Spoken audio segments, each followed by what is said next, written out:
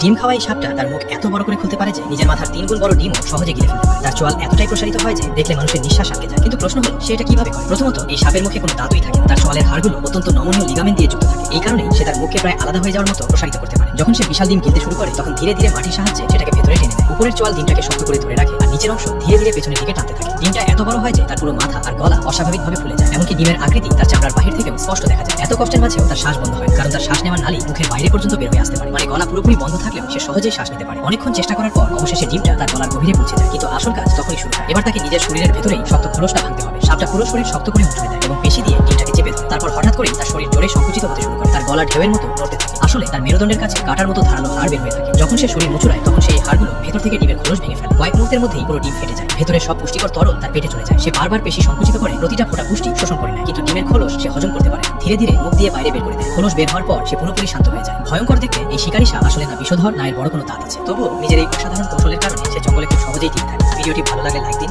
আর চ্যানেলটিকে সাবস্ক্রাইব করে পাশেই থাকুন।